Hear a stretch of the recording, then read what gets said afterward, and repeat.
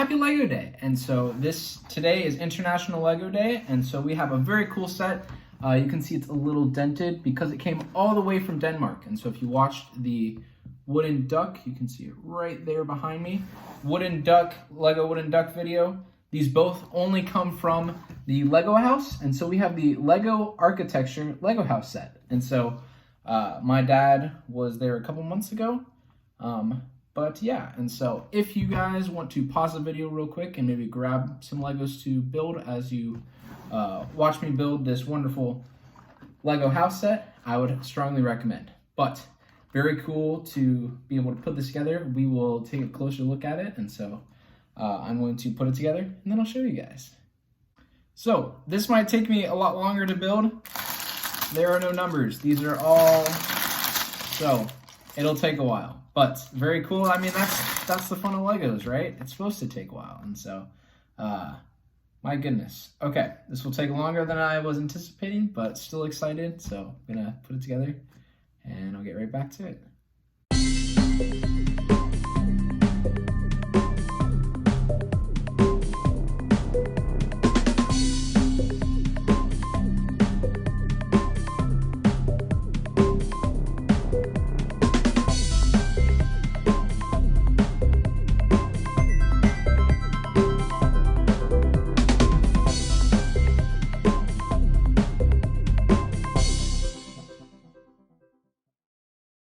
And here we have our Lego house. Very, very colorful. And so the reason it is Lego Day today is I believe it is also put in here. Very cool. We've got a wonderful manual.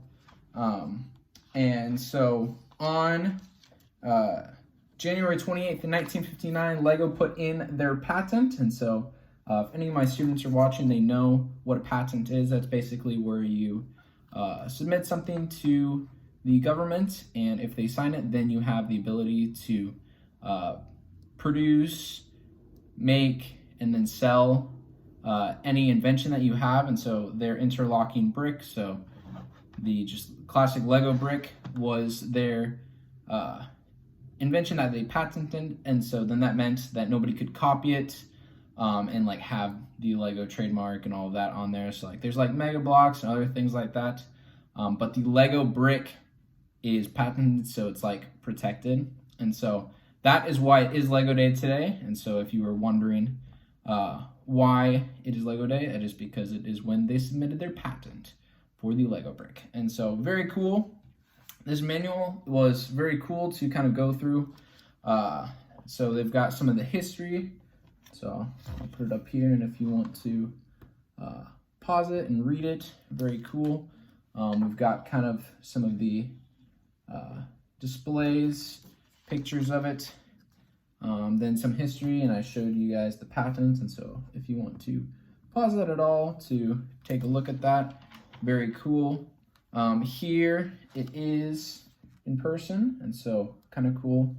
We've got all these wonderful colors we'll take a look at, some other things here as well. And so if you want to pause and just read, very cool. This is what the inside kind of looks like. And so then talking about the building process and how much went into that. And so it covers an area of 129,167 square feet.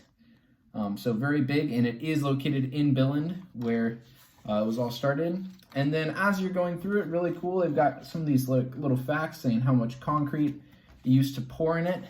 And I believe the only other one that I saw had to do with the colored aspects on top of the building, and I'm just going to see if I can find that for you. But it's basically talking about that it is reused parts of shoes from some of the different places in like shoe companies, international shoe companies. There are 13 different colors on the terraces in the palette of yellow, blue, green, red, and white. And so that's another one of the things they had there. And then trying to find the picture.